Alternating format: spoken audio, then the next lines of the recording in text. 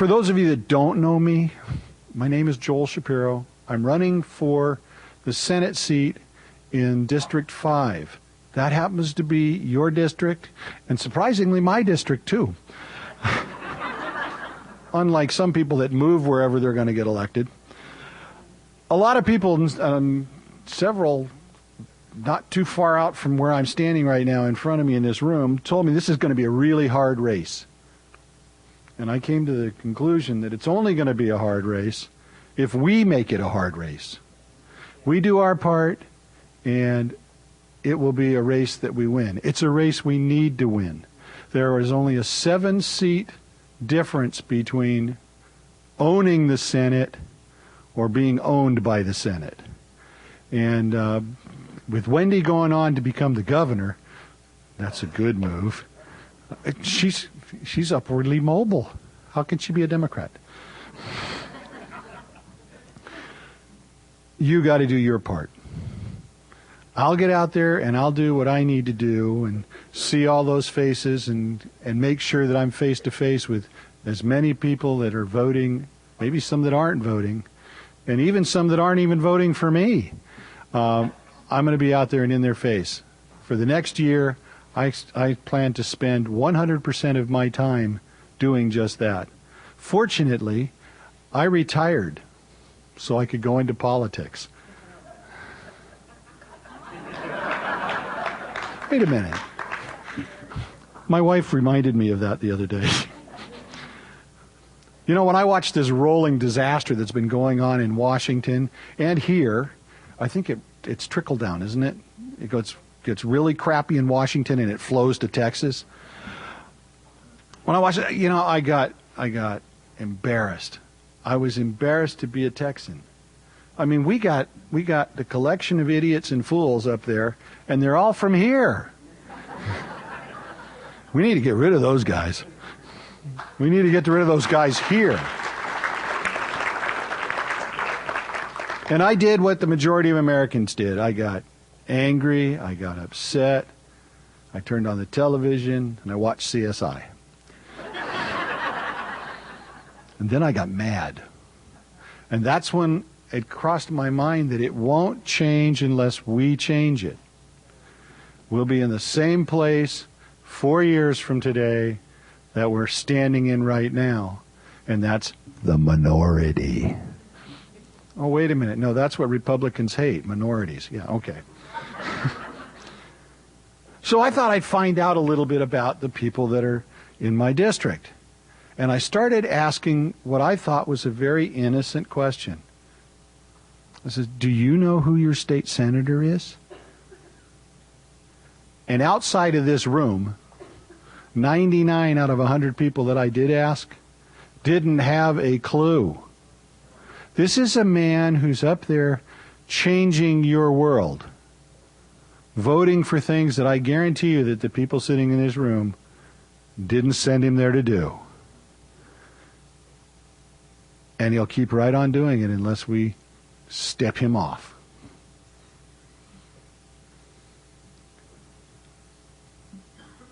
It's personal with me. It's very personal with me. I'd like to share just a little story. I'm going to kind of digress here a little bit.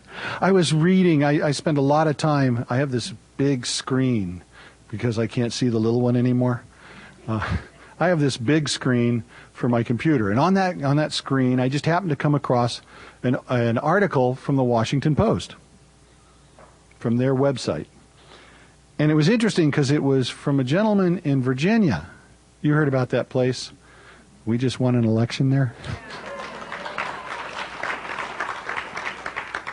A gentleman by the name of Ferguson Foot. I didn't make that up, honest. He said, in what he wrote, he said, I love watching the Republican poll watchers squirm when my adult Down syndrome daughter, with minor assistance from me, goes up to the front desk to get her ballot. She has her voter ID card. She has her state-issued photo ID in her hand. And they look at her like a deer caught in the headlights, trying to figure out how they're going to reject her as a voter. She has a bigger stake in that election than probably anybody sitting at the table and anybody in this room.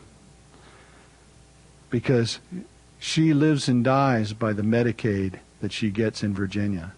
The Medicaid that people in Texas don't get. Because our governor thought it was more important to, no, not more important, just because he could. That made me really happy to have somebody use that line before I got up here. I had to rewrite my whole speech.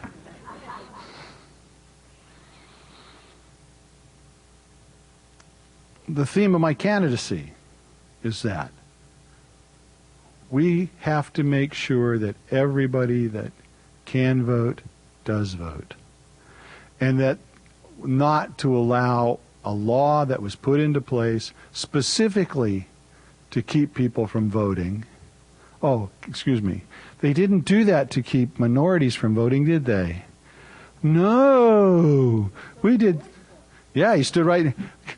I just can't help myself. You go into court, you're being charged, you're being accused of rigging basically the elections going forward by shifting people around.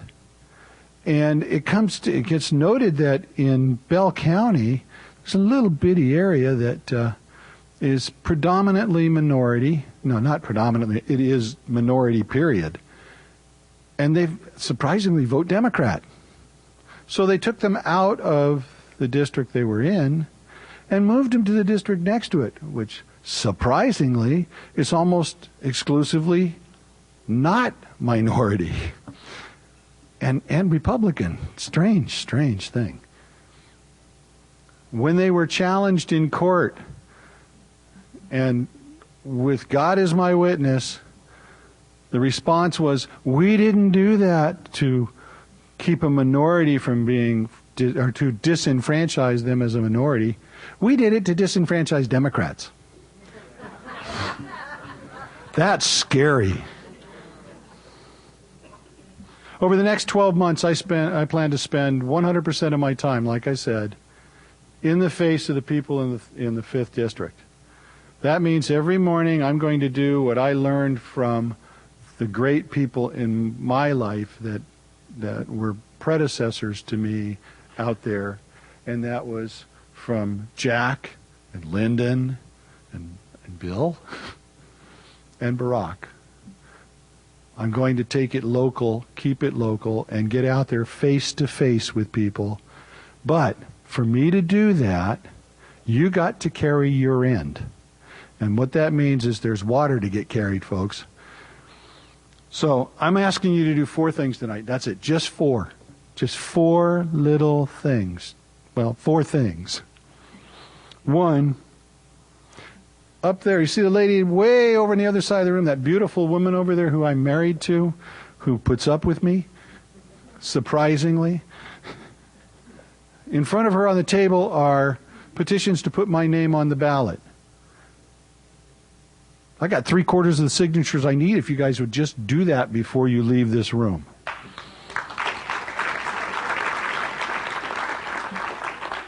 So I'm going to be there and I'm not going to let any of you go by.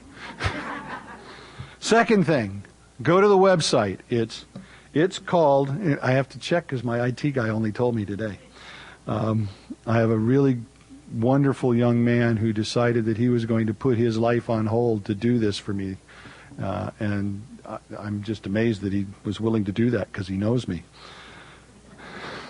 Let's go to the website at joelforsenate.com. I tried to keep it easy so I could remember it. That's why I had to look. When you're on the website, click the one that says, follow me on Facebook. Click the one that says, follow me on Twitter. I promise I'll put stuff out there for you. And sign up for the memos from the trail. Wherever I'm going, there will be pictures and there will be people's stories from the district that we live in. This is your election, not mine. The third thing, surprise, you need to help provide the gas money to get me there. So while you're out on the website, there is a button for Act Blue. Act blue. Don't act red. I need your help to get that done. And the last thing, and probably the most important thing, whether you like me or not, make sure your friends and your relatives are registered to vote. Make sure the strangers that you run into on the street are registered to vote. And ask them, do you know who your state senator is? Together, the people in this room and the people all over the state like us can turn Texas blue. That's what we want to do. Turn Texas blue. Thank you.